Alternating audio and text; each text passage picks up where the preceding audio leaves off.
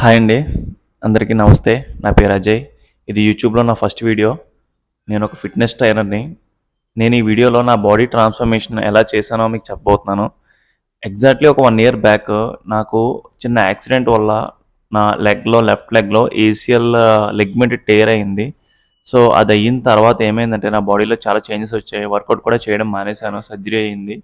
ఆ సర్జరీ అయిన తర్వాత ఆల్మోస్ట్ ఒక 8 మంత్స్ వరకు నేను జిమ్ చేయలేదు. కొంచెం రెస్ట్‌లోనే ఉన్నాను. వర్క్ చూసుకుని రెస్ట్‌లోనే ఉండేవాడిని.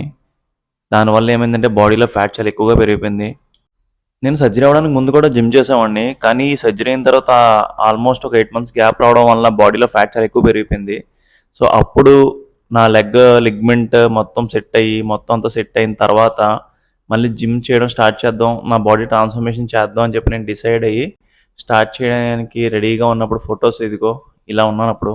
నేను నా బాడీలో ఫ్యాట్ తగ్గడానికి నేను చేసిన 4 థింగ్స్ ఇప్పుడు మీకు షేర్ చేసుకుంటా. అందులో నెంబర్ 1 కార్డియో. కార్డియో అంటే ఏంటంటే అందరూ అనుకునేది రన్నింగ్ చేయడం గానీ, హై ఇంటెన్సిటీతో అంటే హార్ట్ రేట్ పెరిగే వర్కౌట్స్ అనేది ఎక్కువ చేయకూడదు. నేనెప్పుడు చేయలేదలా. ఎందుకంటే దానివల్ల ఏమైద్దంటే హార్ట్ బీట్ అనేది పెరిగిపోద్ది ఒకసారే. మనం హార్ట్‌తో ఆడుకున్నట్టు అవుద్దిమాట. అంటే ఎలా అంటే హార్ట్ బీట్ పెరిగి, తగ్గి మళ్ళీ వర్కౌట్ చేస్తాం, మళ్ళీ పెరిగి, తగ్గి అలా కాకుండా ఒక సస్టైనబుల్ అంటే ఒక హార్ట్ బీట్ కూడా అలాగే మెయింటైన్ అవ్వాలి. అలాంటి వర్కౌట్స్ చేయాలి. నేను అదే చేశాను. అంటే ఏంటంటే డేలో ఒక 2 అవర్స్, 1 ½ అవర్ అలా నేను టైం పెట్టుకొని వాకింగ్ చేసేవాడిని. మీడియం ఫాస్ట్‌లో మరీ డెడ్ స్లోలో కాదు. అండ్ ట్రెడ్‌మిల్ చేసిన ప్రతిసారి కూడా నేను ఇన్‌క్లైన్‌లోనే చేశాను. ఫుల్ ఇన్‌క్లైన్ పెట్టలేదు. 20 వరకు ఉంటది కదా! ఆల్మోస్ట్ అంతవరకు పెట్టలేదు. హాఫ్ ఇన్‌క్లైన్ పెట్టి ఒక మీడియం స్పీడ్ 4, 5 అలా వాక్ చేస్తూ ఉండేవాడిని. ఒక హాఫ్ అన్ అవర్ అయితే కంటిన్యూగా చేసేవాడిని. అండ్ మెయిన్ థింగ్ ఏంటంటే నేను కార్డియోలో చేసింది బాగా ఎంప్టీ స్టమక్‌తో కార్డియో చేసేవాడిని. ఒక half an hour to 40 minutes walking చేసిన తర్వాత ఇన్‌క్లైన్‌లో అప్పుడు నేను మీల్ తీసుకొని వర్కౌట్ స్టార్ట్ చేసేవాడిని. ఆహ్, అవునండి. యావరేజ్‌గా డేకి 8,000 నుంచి 10,000 స్టెప్స్ మినిమమ్ అయ్యేది.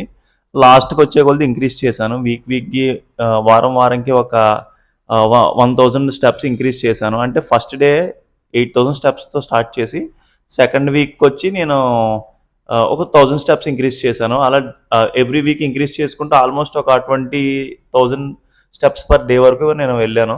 అంతేగాని ఎప్పుడు కూడా రన్నింగ్ అలాంటివి చేయలేదు. ఎందుకంటే దానివల్ల మోకాళ్ళు ఇంజ్యూరీ అవుతది. పైగా నేను పరిగెట్టలేను సర్జరీ అయింది కదా! సో, అదొకటి.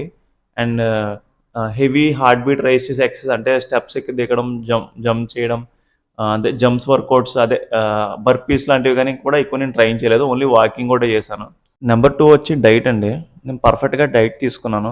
డైట్ అంటే మాక్సిమం అందరూ అనుకునేదేంటంటే రైస్ మానేయాలి అలా అనుకుంటారు. ఓన్లీ చపాతీయే నైట్ తినాలనుకుంటారు. అలా ఏం కాదు. యాక్చువల్లీ డైట్‌లో మెయిన్ ఏంటంటే క్యాలరీస్ అనేది ఒకటుంటది. సో, దాన్ని ఫాలో అవ్వాలి. అసలు ఈ ఫుడ్, క్యాలరీస్ ఇదేంటంటే సింపుల్ ఏం లేదు. మనం వాటర్‌ని ఎంఎల్‌లో కాలిక్యులేట్ చేస్తాం కదా! సేమ్ అలాగే ప్రతి ఫుడ్‌లో కూడా మనకు కొంచెం ఎనర్జీ వస్తది కదా! దాన్ని మనం క్యాలరీస్‌లో కాలిక్యులేట్ చేస్తాం. ఓన్లీ వాటర్ ఒక్కటే 0 క్యాలరీస్. కోకోనట్ వాటర్ గానీ, బటర్ మిల్క్ గానీ, సాల్ట్, లెమన్ ఏం తీసుకున్నా అందులో క్యాలరీస్ ఉంటాయి. సమ్ క్యాలరీస్ అనేది వస్తాయి. సో, అలా ప్రతి ఒక్కళ్ళకి వెయిట్ సేమ్ ఎలాగే అయితే ఉన్నారో బాడీలో ఫ్యాట్ కూడా ఎలా అయితే ఉందో సేమ్ అలాగే మెయింటైన్ అవ్వడానికి కొన్ని మెయింటెనెన్స్ క్యాలరీస్ తీసుకోవాలని ఉంటది. దానికోసం మీరు సింపుల్‌గా ఏం చేస్తారంటే గూగుల్ ఓపెన్ చేసి, గూగుల్‌లో క్యాలరీ కాలిక్యులేటర్ అనేది ఒకసారి ఓపెన్ చేయండి. సో, దాంట్లో మీరు ఓపెన్ చేసిన తర్వాత మీ ఏజ్, హైట్, వెయిట్ డీటెయిల్స్ ఇస్తే కింద మీ యాక్టివిటీ ఏంటి? మీరు వీక్‌లో 3-4 డేస్ వర్కౌట్ చేస్తారా? లేదా డైలీ వర్కౌట్ చేస్తారా? అని ఉంటది. సో, దాంట్లో మీరు సెలెక్ట్ చేసుకొని కాలిక్యులేట్ చేస్తే ఫస్ట్ మీ మెయింటెనెన్స్ క్యాలరీస్ అనేది వస్తది. ఆ మెయింటెనెన్స్ క్యాలరీస్ అనేది తీసుకుంటే మీకేంటంటే మీరు ప్రెజెంట్ ఎలా అయితే ఉన్నారో సేమ్ మీ బాడీ వెయిట్ అలాగే ఉంటది. బాడీలో ఎలాంటి చేంజెస్ రావు. సో, అందులో సెకండ్, థర్డ్ ఆప్షన్స్ ఉంటాయి కదా! అంటే వీక్‌కి హాఫ్ కేజీ తగ్గాలా? లేదా వీక్‌కి 1 కేజీ తగ్గాలా? అని ఉంటది. సో, బెటర్ నన్నడిగితే వీక్‌కి హాఫ్ కేజీ తగ్గాలి అని పెట్టుకోండి. ఎందుకంటే మంత్‌కి 2 కేజీ ఫ్యాట్ తగ్గడం అనేది బెస్ట్ మజిల్ లాస్ అవ్వకుండానే. ఈ ఫుడ్ క్యాలరీస్ ఓకే. కానీ ఏ ఫుడ్‌లో ఎన్ని క్యాలరీస్ ఉన్నది ఎలా తెలియాలంటే, దీని గురించి మీరు ట్రాక్ చేయడానికి కొన్ని యాప్స్ ఉన్నాయి. అవి యూజ్ చేయొచ్చు.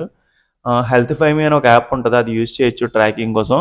లేకపోతే మై ఫిట్‌నెస్ పాల్ అని ఉంది. లేదంటే మీరు ప్లే స్టోర్‌లో సెర్చ్ చేయండి.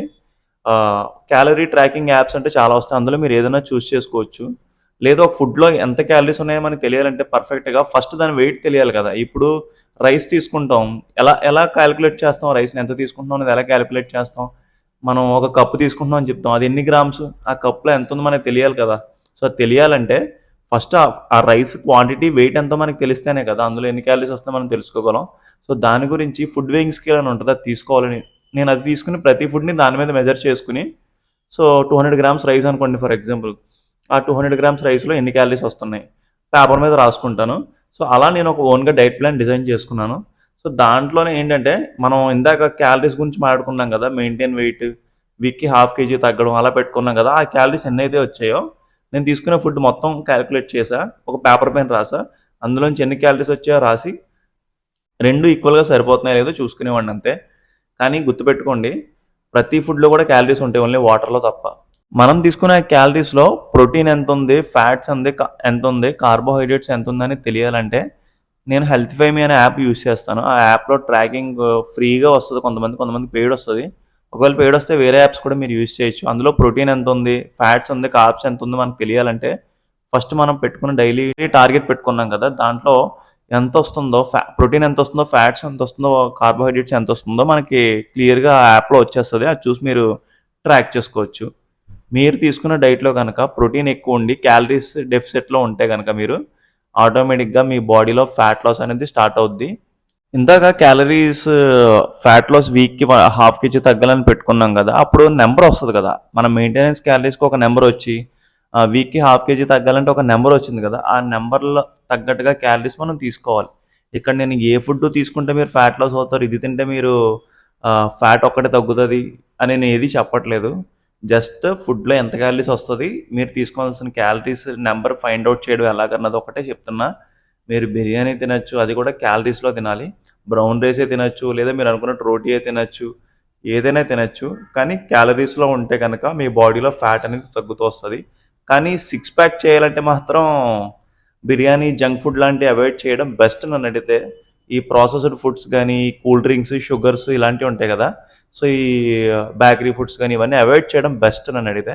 ఓన్లీ ఇంట్లో కుక్ చేసే ఫుడ్ అదే వైట్ రైస్ గానీ, బ్రౌన్ రైస్ గానీ, రోటీ గానీ ఇలాంటివి అంటే కొంచెం స్లోగా డైజెషన్ అయ్యేవి. వైట్ రైస్ అనేది ఫాస్ట్ డైజెషన్ గదా!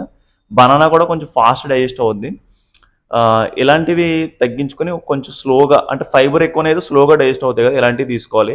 సో, ఎక్కువ ఇన్ఫర్మేషన్ ఇచ్చి మిమ్మల్ని కన్‌ఫ్యూజ్ చేయను. ఏ ఫుడ్ అయినా తీసుకోండి, క్యాలరీస్‌లో తీసుకోండి. మీకు ఫ్యాట్ తగ్గుతది. సిక్స్ ప్యాక్ కావాలంటే హెల్తీ ఫుడ్స్ తీసుకోండి.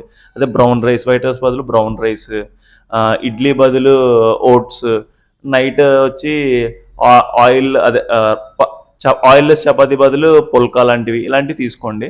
ఇంకా మీకు బెటర్ బనానా అవాయిడ్ చేయండి. రిమైనింగ్ వెజిటబుల్స్, ఫ్రూట్స్ అన్నీ తీసుకోవచ్చు ఆల్మోస్ట్. సీతాఫలం ఇలాంటివి తప్ప అంటే కొంచెం షుగర్స్ ఎక్కువ ఉన్నాయి తప్ప మిగతాయన్నీ తీసుకుంటే మీకు సిక్స్ ప్యాక్ రావడానికి కొంచెం హెల్ప్ అవ్వచ్చు. మేబీ కొంతమందికి. అది కూడా ఒక్కొక్కరికి ఒకలా ఉంటది. మీరు తీసుకునే ప్రతి ఫుడ్‌లో కూడా ఫ్యాట్స్ గానీ, ఫైబర్స్ గానీ పర్ఫెక్ట్‌గా ఉండాలి. ఫైబర్స్ అంటే ఏం లేదు వెజిటబుల్స్, ఫ్రూట్స్. అండ్ ఫ్యాట్స్ అంటే ఏం లేదు ఆల్మండ్స్, అదే నట్స్ ఉంటాయి కదా! ఇవి. అండ్ లాస్ట్ వన్ వచ్చి కార్బోహైడ్రేట్స్ అంటే రైస్ గానీ, అంటే గ్రెయిన్స్‌తో చేసేవన్నీ కూడా. హోల్ గ్రెయిన్స్ రైస్ గానీ, ఓట్స్ గానీ, మిల్లెట్స్ గానీ, నెక్స్ట్ బనానాస్ అదే ఫ్రూట్స్ గానీ ఇవన్నీ కూడా కార్బోహైడ్రేట్స్‌లోకి వస్తాయి. దానికి తగ్గట్టుగా మీరు డిజైన్ చేసుకొని క్యాలరిక్ డెఫిసిట్‌లో ఉండాలి. ఇంకొకటేంటంటే వాటర్ కూడా డేకి సరిపడినంతగా తీసుకోవాలి. అసలు వాటర్ ఎంత తీసుకోవాలి అని అంటే మీరు యూరిన్‌కెళ్తారు కదా! యూరిన్‌కెళ్ళినప్పుడు వెయిట్ చేసినప్పుడు అదే కొంచెం యెల్లోయిష్‌గా వస్తది కదా! యూరిన్. అంటే మీరు తీసుకున్న వాటర్ సరిపోవట్లేదని అర్థం. సో, కొంచెం వాటర్ ఇంక్రీజ్ చేయండి. సో, డేలో నేను యావరేజ్‌గా 4-5 లీటర్స్ వాటర్ తీసుకునేవాడిని. వాటర్ అనేది చాలా ఇంపార్టెంట్. ఒకసారి ఎప్పుడూ తాగకూడదు. వాటర్ అనేది హాఫ్ అన్ అవర్‌కి తీసుకుంటా ఉండాలి. నేను ఎప్పుడు ఏంటంటే వాటర్ అనేది ఎర్లీ మార్నింగ్ ఎక్కువ తాగుతా. లేవగానే ఒక హాఫ్ లీటర్ తాగుతా. తర్వాత రోజంతా కూడా రిక్వైర్మెంట్‌ని బట్టి ఒక హాఫ్ గ్లాస్ అలా తాగుతా వస్తా. నెక్స్ట్ సప్లిమెంట్స్‌లో నేను ఏం తీసుకున్నానంటే వే ప్రోటీన్ తీసుకున్నా. ఎందుకంటే ప్రతి ఫుడ్‌లో కూడా ప్రోటీన్, కార్బోహైడ్రేట్స్ అనేది వస్తాయి. కానీ మనం ప్రోటీన్ ఈ ఫుడ్ అనేది కొన్నాటిలిని మనం చేసుకుంటాం ప్రోటీన్ ఫుడ్స్ అని. ఎగ్జాంపుల్ ఎగ్స్ గానీ, సోయా చంక్స్ గానీ, పన్నీర్ గానీ, చికెన్ గానీ వీటిల్లో ప్రోటీన్ ఎక్కువ ఉంటది కాబట్టి వీటిని ప్రోటీన్ ఫుడ్స్‌గా కాలిక్యులేట్ చేస్తాం. ఇవేవి దొరకనప్పుడు నేను వే ప్రోటీన్ తీసుకుంటాను గానీ, ప్రతిరోజు వే ప్రోటీన్ మాక్సిమం తీసుకోలేదు. లాస్ట్‌కొచ్చేటప్పటికి ఎప్పుడైనా అవ్వకపోతే మాత్రం వే ప్రోటీన్ ఆప్షన్‌గా పెట్టుకొని తీసుకునేవాడిని. నెక్స్ట్ ఇంకోటేంటంటే సప్లిమెంట్స్‌లో మల్టీవిటమిన్ నేను డైలీ తీసుకునేవాడిని. ఇంకొకటి ఒమేగా 3 ఫిష్ ఆయిల్ అని ఒకటుంటది. అది నేను నైట్ పడుకునే ముందు తీసుకునేవాడిని. ఎందుకంటే అది కొంచెం అందులో ఒమేగా 3 ఫ్యాటీ యాసిడ్స్ ఉంటాయి. అది మన హార్ట్‌కి గానీ, మన బ్లడ్ సర్క్యులేషన్ పర్ఫెక్ట్‌గా అవ్వడానికి గానీ, మన బ్రెయిన్ ఫంక్షన్‌కి గానీ, నిద్ర బా పడడానికి, డైజెషన్ అవ్వడానికి చాలా అవసరం. జిమ్ వర్కౌట్స్ చేసేవాళ్ళు ఖచ్చితంగా అది తీసుకుంటే బెటర్. ఒమేగా 3 ఫ్యాటీ యాసిడ్స్ ఉన్న ఫుడ్స్ తీసుకున్న మన ఫుడ్స్‌లో ఒమేగా 3 అనేది లేకపోతే గనక తీసుకోవాలి. డైలీ ఫిష్ తినేవాళ్ళైతే గనక తీసుకోవాల్సిన అవసరం లేదు నాకు తెలిసి. నేనైతే ఫిష్ అంటే కొంచెం కష్టం కదా! సో, ఆ ఒమేగా 3 అనేది సప్లిమెంట్‌లో యాడ్ చేసుకున్నా. ఇంకొకటేంటంటే క్రియాటిన్ మోనోహైడ్రేట్ అనేది మీరు ఏ కంపెనీ అయినా తీసుకోవచ్చు.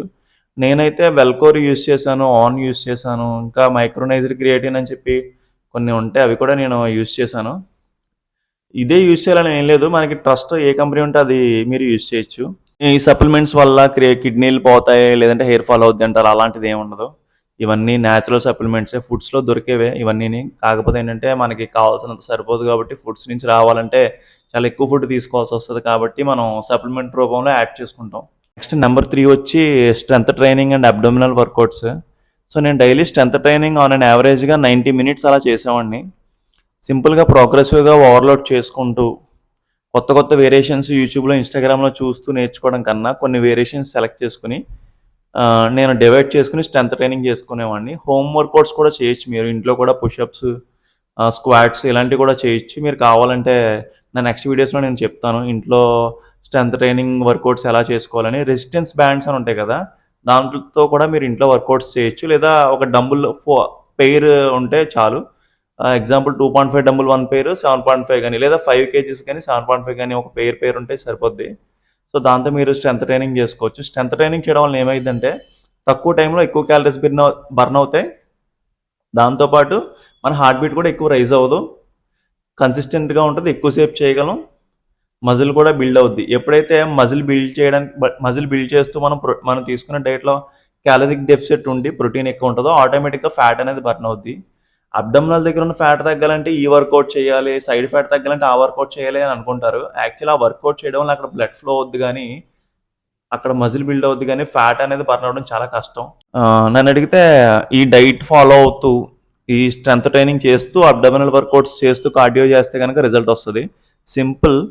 ఆహ్, ఇవన్నీ ఫాలో అవుతూ డైట్ ఫాలో అవ్వకపోయినా లేదు, ఇందులో ఏ ఒక్కటి ఫాలో అయిపోయినా సరే రిజల్ట్ అనేది రాదు. లాస్ట్ నంబర్ 4 వచ్చి రెస్ట్ అండ్ రికవరీ. రోజుకి మినిమమ్ ఒక 7-8 అవర్స్ స్లీప్ అయితే ఖచ్చితంగా ఉండాలి. ఎందుకంటే మనం వర్కౌట్ చేసిన తర్వాత మన మజిల్ టేర్ అయ్యి, మన మజిల్ బ్రేక్ డౌన్ అవుతాయి.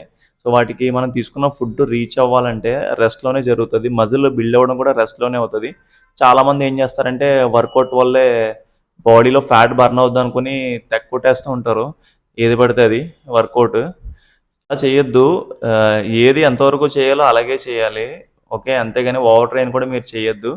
డేలో ఒక టైం పెట్టుకొని, ఆ టైం వరకు మీరు స్టా వర్కౌట్ చేసిన తర్వాత రిమైనింగ్ టైమ్ ఫుడ్ తీసుకుంటారు. దాని తర్వాత రెస్ట్‌కి కూడా మీరు టైం ఇవ్వాలి. సో, అప్పుడే మీ బాడీ అనేది రికవర్ అయ్యి మళ్ళీ నెక్స్ట్ డేకి రెడీ అవుతది. నేను స్ట్రెంత్ ట్రైనింగ్‌లో వీక్‌కి 2 మజిల్ ట్రైన్ చేసేవాడిని. వీక్‌లో 6 డేస్ ట్రైన్ చేసేవాడిని. సండే ఫుల్ బాడీ రెస్ట్ ఇచ్చేసేవాడిని. ఆ రోజు వాకింగ్ ఏం చేసేవాడిని కాదు. ఆ మల్టీవిటమిన్, ఒమేగా 3 క్రియేటిన్ మాత్రం ఖచ్చితంగా తీసుకునేవాడిని. ఇంకా ప్రోటీన్ అనేది ఆ రోజు ఆప్షనల్‌గా పెట్టుకునేవాడిని. డైట్‌లో కవర్ అయిపోతే ఓకే. లేదంటే నార్మల్‌గా ఫుడ్‌తోనే తీసుకునేవాడిని. లేదా అవసరమైతే అప్పుడు ప్రోటీన్ తీసుకుంటాను. ఇదే నేను చేసింది. సో, ఇందులో మీకేమైనా డౌట్స్ ఉంటే కామెంట్ సెక్షన్‌లో పెట్టండి. నేను నా నెక్స్ట్ వీడియోలో అవి ఎక్స్‌ప్లెయిన్ చేయడానికి ట్రై చేస్తాను. అంతే గైస్. సరే ఉంటాను. బాయ్.